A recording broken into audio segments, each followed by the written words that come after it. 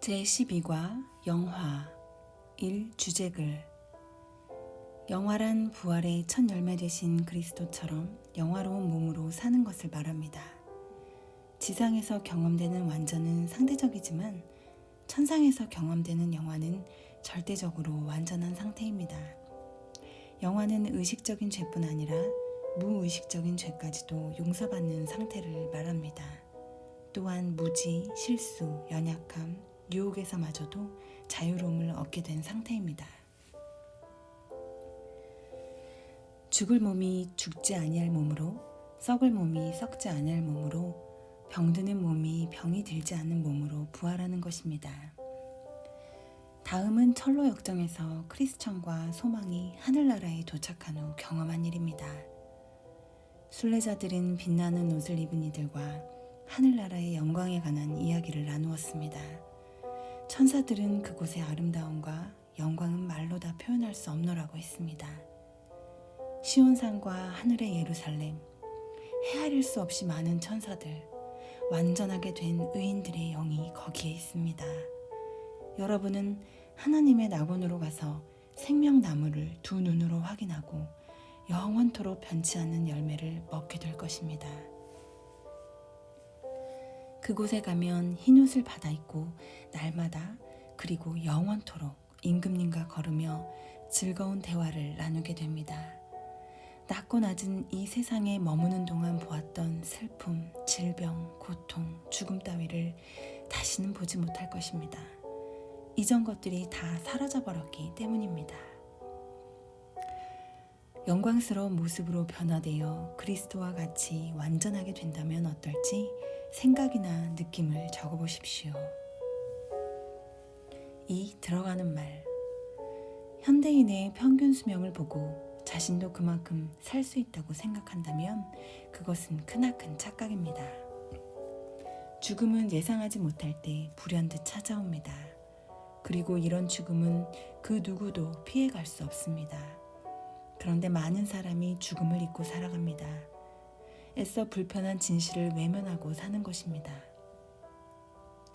대한 웰다잉 협회에서 웰다잉에 대해 소개하면서 다음과 같이 이야기합니다. 모든 사람들이 알고 있으면서도 모르는 척하고 모르면서도 아는 것처럼 착각하고 있는 것이 자신의 죽음에 관한 것이 아닌가 생각한다. 많은 사람들이 죽음은 3인칭에 관계되는 것이지 1인칭이나 2인칭은 열애라고 생각한다.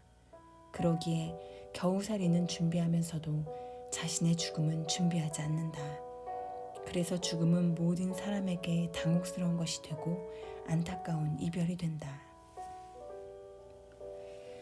대부분 현대인들이 평소에 죽음을 생각하지 않고 살다가 실제로 죽음을 맞닥뜨리게 되었을 때 감당할 수 없는 어려움을 겪는다고 합니다. 안타까운 것은 그리스도인들 가운데도 동일한 경우가 있다는 것입니다.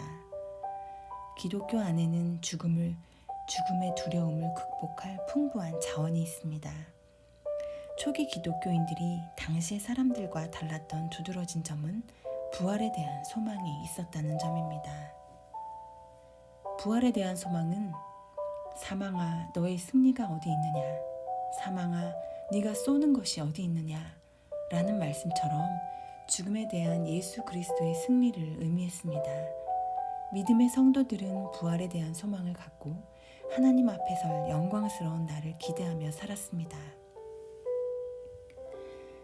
이 세상에서는 완전하지 못하여 죄를 짓기도 하고 욕망에 얽매여 있지만 저 천국에서는 그리스도와 같이 영광스러운 모습으로 변화할 것입니다. 영화는 모든 그리스도인의 소망이 되어야 합니다. 이 소망이 있을 때 세상에서의 삶이 달라질 것이고 죽음을 대하는 태도가 달라질 것입니다. 3. 성경 말씀 나누기. 신앙 여정의 종착지 영화. 존 웨슬리는 지상에서 겨자씨 한 알같이 시작된 영적 생명이 천상에서 신령한 몸으로 영화롭게 변화되는 구원의 완성을 강조합니다. 예수 그리스도를 믿고 거듭난 성도들은 점진적으로 죄와 멀어지고 그리스도를 닮아가는 성화의 과정을 거칩니다. 그리고 고의로 죄를 짓지 않은 그리스도인의 완전까지 나아갑니다. 그러나 이것은 다른 완전주의자들과 같이 완전히 죄를 짓지 않은 상태를 의미하는 것은 아닙니다. 고의가 아닌 부지 중이나 무의식 중의 죄는 지을 수 있습니다. 의식적인 죄뿐 아니라 무의식적인 죄까지도 용서받는 상태, 또한 무지, 실수, 연약함, 유혹에서마저도 자유함을 얻게 된 상태는 바로 천국에서 영화롭게 되었을 때 이루어지는 것입니다. 찰스 웨슬리가 지은 하나님의 크신 사랑 4절에서는 영화에 대해 다음과 같이 묘사합니다. 우리들이 거듭나서 흠이 없게 하시고 주의 크신 구원받아 온전하게 하소서. 영광에서 영광으로 천국까지 이르러 크신 사랑 감격하여 경배하게 하소서. 흠이 없이 온전하게 되고 영광스럽게 되는 것이 주 안에서 이루어질 성도의 최종 단계라는 것입니다. 신학적으로 이 부분에서는 다른 종교 개혁자들과 의견의 차이가 없습니다. 천국 소망이 주는 유익, 로마서 8장 30절을 찾아 적어보십시오. 또 미리 정하신 그들을 또한 부르시고 부르신 그들을 또한 의롭다 하시고 의롭다 하신 그들을 또한 영화롭게 하셨느니라. 위 말씀에 영화롭게 하셨다는 말씀이 나옵니다. 영화롭게 하셨다는 어휘는 원어로 애독 사센인데 과거 완료형 시제 동사입니다. 바울이 문법적으로 미래형으로 쓰지 않고 과거 완료형으로 쓰고 있다는 사실을 주목해야 합니다. 즉, 영화롭게 된다는 것은 미래에 될 일이지만 현재 우리가 그 상황을 느끼고 경험한다는 의미입니다. 우리는 그것을 소망이라고 표현합니다. 성경에는 소망에 관한 말씀이 많이 나옵니다. 바울은 성도들에게 이렇게 말했습니다. 형제들아, 자는 자들에 관하여는 너희가 알지 못함을 우리가 원하지 아니하나니 이는 소망 없는 다른 이와 같이 슬퍼하지 않게 하려 함이라. 데살로니가 전서 4장 13절 말씀. 사도 요한도 우리에게 이 약속을 다시 한번 확신시켜 줍니다. 내가 하나님의 아들의 이름을 믿는 너희에게 이것을 쓰는 것은 너희로 하여금 너희에게 영생이 있음을 알게 하려 함이라. 요한일서 5장 13절 말씀. 천국의 소망은 우리 그리스도인에게 많은 유익을 안겨줍니다. 리 스트로베리는 그의 책 불변의 소망이라는 책에서 천국의 소망이 주는 유익에 대하여 다음과 같이 설명했습니다. 천국의 존재는 내가 하나님께 정말 중요한 존재임을 확인시켜준다. 성경은 처음부터 끝까지 하나님은 그분의 자녀인 우리 없는 영혼을 생각조차 하실 수 없다 라는 메시지를 선포하고 있습니다. 하나님은 네가 없으면 사는 재미가 없단다 라고 말씀하신다는 것입니다. 생각해 보십시오. 영원하신 하나님이 특별히 여러분과 함께 영원을 보내기를 원하신다면 여러분은 얼마나 귀하다는 뜻입니까? 어느 방송의 다큐멘터리에 한 오리 가족의 일상이 나왔습니다. 어미 오리가 12마리의 깜찍한 새끼 오리들과 함께 연못에서 헤엄치고 있었습니다. 수영을 마친 어미는 연못 가장자리의 시멘트 위로 뛰어올라 뒤뚱뒤뚱 걸어가기 시작했고 새끼들이 가장자리 아래에 일렬로 늘어섰습니다. 첫 번째 새끼가 뛰어올랐지만 다시 물에 풍덩 떨어지고 말았습니다. 녀석은 다시 한번 세차게 뛰어올라 결국 고지를 밟고 어미를 따랐습니다. 그렇게 두 번째 녀석도 세 번째 녀석도 모두 어미 뒤에 따라붙었습니다. 하지만 12번째 유난히 작은 녀석은 힘을 다해 뛰었지만 떨어지기를 반복했습니다. 아무래도 넘지 못할 것 같았습니다. 이때 어미오리가 어떻게 했을 것 같은가요? 그때 해설자의 무덤덤한 설명이 흘러나왔습니다. 어미는 생존 능력이 없는 저 새끼 오리를 버릴 것이다. 잔인하게 들리겠지만 이것이 자연의 이치다. 이 새끼 우리와 같은 기분을 느껴본 적이 있습니까? 도덕적으로 너무 흠이 많다고, 아무리 노력해도 하나님의 합격점을 받기는 어렵다고, 하나님이 굳이 챙길 만큼 자신이 중요하지 않다고 생각해 본 적은 없습니까? 그러나 성경은 주님을 100마리 양 중에서 단 한 마리만 뒤쳐줘도 그냥 가시지 않는 선한 목자로 그리고 있습니다. 그토록 오랜 세월을 반역했는데도 나를 버리지 않으신 주님께 감사를 드립니다.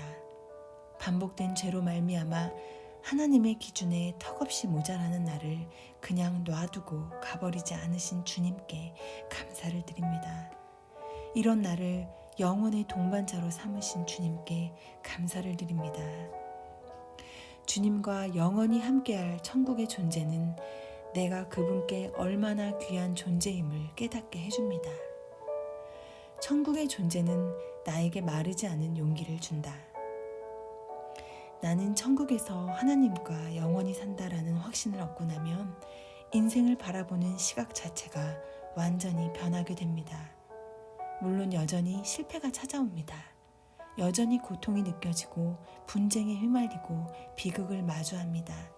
하지만 그런 사건들을 완전히 다른 시각, 더 높은 시각으로 바라보게 됩니다. 사도 바울을 보십시오. 유대인들에게 40에서 하나 감한 매를 5번 맞았으며 3번 태장으로 맞고 1번 돌로 맞고 3번 파선하고 1주야를 깊은 바다에서 지냈으며 여러 번 여행하면서 강의 위험과 강도의 위험과 동족의 위험과 이방인의 위험과 시내의 위험과 광야의 위험과 바다의 위험과 거짓 형제 중에 위험을 당하고 또 수고하며 애쓰고 여러 번 자지 못하고 줄이며 목마르고 여러 번 굶고 춥고 헐벗었노라. 고린도후서 11장 24절에서 27절 말씀. 그런데도 그는 로마서 8장 18절에서 이렇게 고백합니다. 생각하건대 현재의 고난은 장차 우리에게 나타날 영광과 비교할 수 없도다. 이 얼마나 놀라운 시각입니까? 바울은 이 땅에서 어떤 일이 닥쳐도 천국이 기다린다는 것을 알았고 그 지식으로 인해 세상에서 보기 드문 용기를 발휘할 수 있었습니다. 천국의 소망은 우리에게 그런 용기를 줍니다. 당신은 하나님으로 인한 자존감이나 마르지 않은 용기를 경험한 적이 있습니까? 천국의 존재는 나에게 미래를 기대하게 한다. 우리의 유한한 머리로 천국을 다 이해할 수 없습니다. 시간의 제한을 받는 인간이 어떻게 영원을 이해할 수 있겠습니까? 죄와 고통의 세상에 습관화된 인간이 어떻게 죄도 고통도 없는 천국을 제대로 상상할 수 있겠습니까? 성경은 우리에게 겨우 힌트만 줄 뿐입니다. 그 힌트들을 종합해보면 이렇습니다. 천국은 하나님이 손수 모든 눈물을 그 눈에서 닦아주시니 다시는 사망이 없고 애통해하는 것이나 곡하는 것이나 아픈 것이 다시 있지 않은 곳입니다. 천국은 주체할 수 없는 경외감과 사랑으로 하나님을 예배하고 그분의 위엄과 영광, 위대하심에 끊임없이 전율하게 되는 곳입니다. 주께서 생명의 길을 내게 보이시리니 주의 앞에는 충만한 기쁨이 있고 주의 오른쪽에는 영원한 즐거움이 있나이다. 시편 16장 11절 말씀. 또한 천국에서 우리는 마침내 예수님과 얼굴을 마주할 것입니다. 사랑하는 자들과 우리가 지금은 하나님의 자녀라 장래에 어떻게 될지는 아직 나타나지 아니하였으나 그가 나타나시면 우리가 그와 같은 줄을 아는 것은 그의 참모습 그대로 볼 것이기 때문이다. 요한일서 3장 2절 말씀.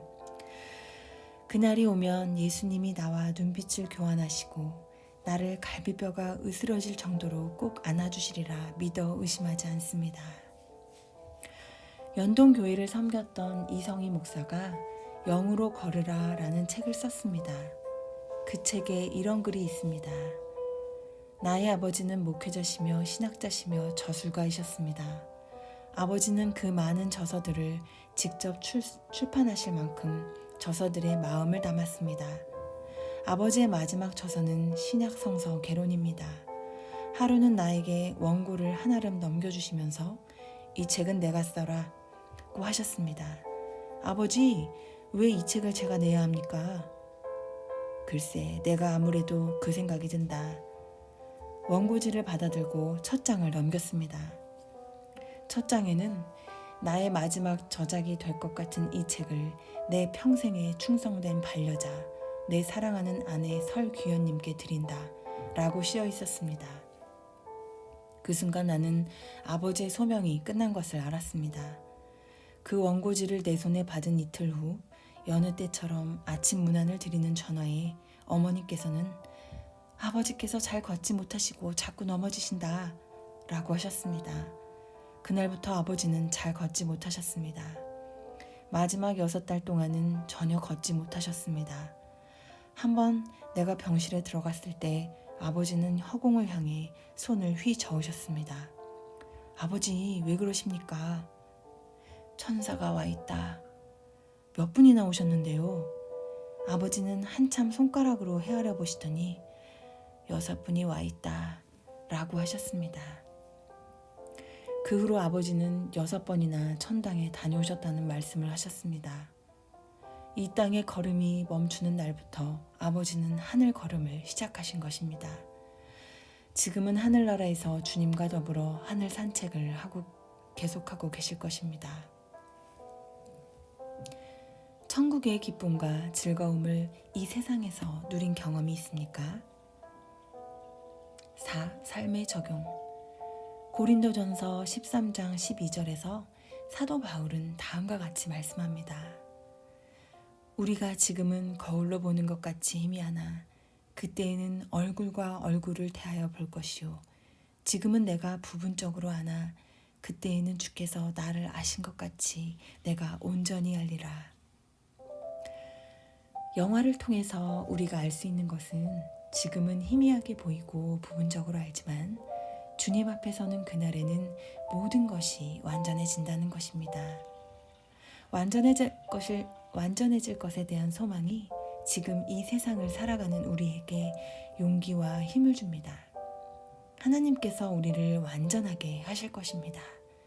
죄와 흠, 온갖 연약함으로 가득 찬 우리를 예수님과 같이 영광스럽고 온전한 모습으로 변화시키실 것입니다.